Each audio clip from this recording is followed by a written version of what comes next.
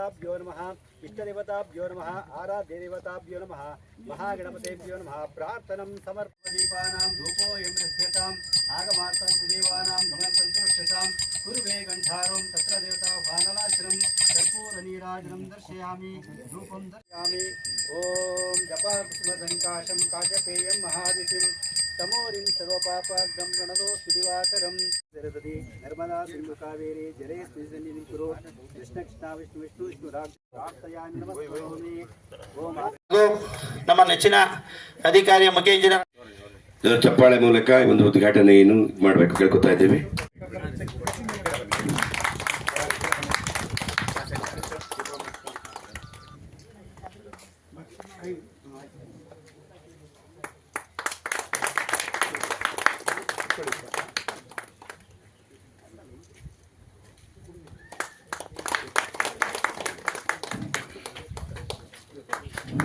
ಲಕ್ಷ್ಮೀಪುರ ಇತ್ಯಾದಿ 60ರಿಂದ 70 ಗ್ರಾಮಗಳು ಬರ್ತಾ ಇದೆ. ಇದು 33 kV ವಿದ್ಯುತ್ ಪಾರ್ಕ್ ಉಪಕೇಂದ್ರಗಳ ಸಂಕ್ಷಿಪ್ತ ವರದಿನ ನಮ್ಮ ಮಾನ್ಯ ಕಾರ್ಯನಿರ್ವಾಹಕ ಇಂಜಿನಿಯರು ಹೇಳಿದ್ದಾರೆ. ಅದರಲ್ಲಿ ಏನಪ್ಪ ಅಂದರೆ, ಈ ಹಿಂದೆ ದೇವರಿಂದ ಮತ್ತು ಮೇಕನ್ಗದೆ ಆ ಕಡೆ ಎಲ್ಲ ನಾವು ಆನ್ಬಾಳಿಂದ ಸಪ್ಲೈ ತೊಗೊಂಡಿದ್ದು.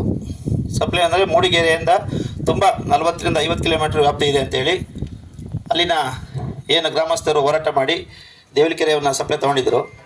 ಯಾಕೆ ಅಂದರೆ ವೋಲ್ಟೇಜ್ ಸಮಸ್ಯೆ ಇತ್ತು. ವೋಲ್ಟೇಜ್ ಸಮಸ್ಯೆ ಇದ್ದಿದ್ದರಿಂದ ಆ ಕಡೆಯಿಂದ ನಾವು ಆನ್ಬಾಳ್ ಸ್ಟೇಷನಿಂದ ಸುಮಾರು ಒಂದು 25ರಿಂದ 40 ಟ್ರಾನ್ಸ್ಫಾರ್ಮರ್ಗಳಿಗೆ ಆನ್ಬಾಳ್ ಕಡೆಯಿಂದ ಸಪ್ಲೈ ತೊಗೊಂಡಿದ್ದು. ಈಗ ಹೊಸ ಉಪಕೇಂದ್ರ ಆದರೆ ಈ ಒಂದು ಸಪ್ಲೈಯನ್ನು ನಮ್ಮ ಜನ್ನಾಪುರದಿಂದನೇ ಡೈರೆಕ್ಟಾಗಿ ಕೊಡ್ಬೋದು. ಹಾಗೆ ಹಿರೇಶೀಘ್ರ, ಚಿಮ್ಮಟಿಗೆರೆ ಅಲ್ಲಿಗೂ ಸಮೇತ ನಾವು ಆನ್ಬಾಳ್ ಸ್ಟೇಷನನ್ನು ತೊಗೊಂಡಿದ್ದು ಸಪ್ಲೈ. ಈಗ ಸ್ಟೇಷನ್ ಅಂದರೆ ಅಲ್ಲಿಗೂ ಅನುಕೂಲ ಆಗ್ತದೆ.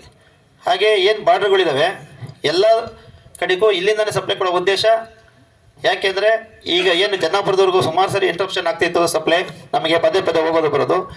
ಇಲ್ಲಿ ಜನ್ನಾಪುರದಿಂದ ಇಲ್ಲಿಗೆ ಏನು ಲೈನ್ ಬರುತ್ತೆ, ಇಲ್ಲಿಗೆ ಬರೋವರೆಗೂ ಏನು ಇಂಟ್ರಪ್ಷನ್ ಆಗ್ತಿತ್ತು, ಆ ಇಂಟ್ರಪ್ಷನ್ ಕಂಪ್ಲೀಟ್ ಕಮ್ಮಿ ಆಗುತ್ತೆ. ಜನ್ನಾಪುರಕ್ಕೆ ಸಪ್ಲೈ ಇದ್ದರೆ ಆಲ್ಮೋಸ್ಟ್ ಒಂದು ಈಗೇನು ಇಂಟ್ರಪ್ಷನ್ ಆಗ್ತಿದೆ ಅದರಿಂದ 50ಗಿಂತ 70% ಇಂಟ್ರಪ್ಷನ್ ಎಲ್ಲರಿಗೂ ಕಡಿಮೆ ಆಗ್ತದೆ. ಆವಾಗ ಗುಣಮಟ್ಟದ ವಿದ್ಯುತ್ತು ಪ್ರತಿಯೊಂದು ಗ್ರಾಮಕ್ಕೂ ಹರಿಯುತ್ತೆ. ಈಗ ಈ ಒಂದು ಉದ್ಘಾಟನೆಯನ್ನು ನೆಹರಮಠನವರು ಶಾಸಕರು ಅವರು ಉದ್ಘಾಟನೆ ಮಾಡ್ತಾ ಇದ್ದಾರೆ. ಈ ಒಂದು ಕಾರ್ಯಕ್ರಮದ ಅಧ್ಯಕ್ಷರು ಹಾಗೂ ಈ ಒಂದು ಕ್ಷೇತ್ರದ MLA ಅವರಂತಹ ನೆಹರಮಠನವರು ಉದ್ಘಾಟನೆ ಮಾಡ್ತಾ ಇದ್ದಾರೆ. ಬಸಪ್ಪ ಸರ್ ಅವರೇ ಹಾಗೂ ನಮ್ಮ ಚಿಕ್ಕಮಗಳೂರು ಜಿಲ್ಲೆಯ ಚಪ್ಪಾಳೆ ಮೂಲಕ ಬರಬೇಕು.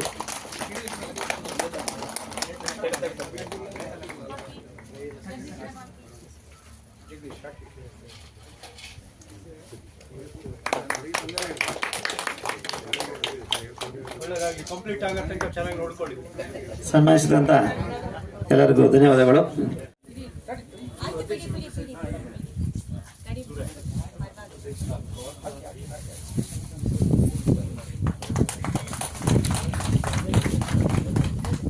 ಜನ್ನಾಪುರದಲ್ಲಿ ಉಪಕೇಂದ್ರ ಇವತ್ತು ಗುದ್ಲಿ ಪೂಜೆ ಆಗಿದೆ. ನಾವು ಈ ಸಂದರ್ಭದಲ್ಲಿ ಈ ಉಪಕೇಂದ್ರ ಆಗಲಿಕ್ಕೆ ಮುಖ್ಯ ಕಾರಣಕರ್ತರು ನಾವು ಇವತ್ತು ಡಿ ಬಿ ಸುಬ್ಬೇಗೌಡರು ನಮ್ಮ ಜೊತೆ ಇಲ್ಲ. ಇವತ್ತು ಅವರು ಈಗ ಅಗಲಿದ್ದಾರೆ. ಅವ್ರನ್ನ ಈ ಸಂದರ್ಭದಲ್ಲಿ ನಾವು ನೆನಪು ಮಾಡ್ಕೋಬೇಕಾಗಿರ್ತಕ್ಕಂಥದ್ದು. ಈಗಾಗಲೇ ಒಂದು ಗ್ರಾಮ ಪಂಚಾಯತ್ ರೆಸಲ್ಯೂಷನ್ ತೆಗೆದುಕೊಂಡು ನಂತರ ಅವರು ಮಂಗಳೂರಿನ SC ಮೆಸ್ಕಾಂ ಇಂದ ಅವರು ಒಂದು ಲೆಟರ್ನ ತಂದು ಇಲ್ಲಿ ಒಂದು ಜನ್ನಾಪುರದಲ್ಲಿ ಕಾರ್ಯಾರಂಭ ಆಯಿತು. ಅದಾದ ಜಾಗದ ಕೊರತೆ ನಮಗೆ ಎದ್ದು ಕಾಣ್ತಾ ಇತ್ತು. ಆ ಜಾಗದ ಕೊರತೆ ಇದ್ದ ಸಂದರ್ಭದಲ್ಲಿ ನಿಜವಾಗ್ಲೂ ಅದರಲ್ಲಿ ನಮ್ಮ ಡಾಕ್ಟರ್ ಅಶ್ವತ್ಥನಾರಾಯಣ ಅವ್ರನ್ನ ನಾವು ಇವತ್ತು ನೆನಪು ಮಾಡ್ಕೋಬೇಕಾಗಿರ್ತಕ್ಕಂಥದ್ದು. ಅವರು ಮಲ್ಲೇಶ್ವರ ಅವರು ನಮ್ಮ ಮಂತ್ರಿಗಳಾಗಿದ್ದರು. ಅವರು ಈ ಭಾಗದಲ್ಲಿ ಬಂದು ಈ ಸ್ಥಳವನ್ನು ಪರಿಶೀಲನೆ ಮಾಡಿದಾಗ ಇವತ್ತು ಪ್ರಶಾಂತ್ ಅವರಿದ್ದಾರೆ. ಅವರೆಲ್ಲ ಸಹಕಾರದಿಂದ, ಯಾಕಂದರೆ ಅವರ ಶ್ರಮ ನಾವು ಪ್ರಶಾಂತ್ ಅವ್ರನ್ನ ನನ್ನ ಜೊತೆ ಇದ್ದವ್ರು ನೆನಪು ಮಾಡ್ಕೋಬೇಕಾಗಿರುತ್ತೆ. ಯಾಕಂದರೆ ಅವರೆಲ್ಲ ಹೋರಾಟ ಮಾಡಿ ಸುಮಾರು 4 ಎಕರೆ ವಯಸ್ಕರ ಶಿಕ್ಷಣ ಸಮಿತಿಗೆ ಸೇರ್ತಕ್ಕಂಥ 4 ಎಕರೆ ಜಾಗವನ್ನು ಕೊಡಿಸುವಲ್ಲಿ ಯಶಸ್ವಿ ಆದರು. ಹಾಗಾಗಿ ಈ ಸಂದರ್ಭದಲ್ಲಿ ಅವ್ರನ್ನೆಲ್ಲ ನಾವು ನೆನಪು ಮಾಡ್ಕೋಬೇಕು. ಅದ್ರ ಜೊತೆಗೆ ಸುಮಾರು ಹಲವಾರು ಮುಖಂಡರುಗಳಿದ್ದಾರೆ. ಈಗ ಅಶೋಕಣ್ಣ ಇದ್ದಾರೆ, ಬೇರೆ ಇದ್ದಾರೆ. ಎಲ್ಲರೂ ಇದಕ್ಕೆ ಪ್ರಯತ್ನವನ್ನು ಪಟ್ಟಿದ್ದಾರೆ.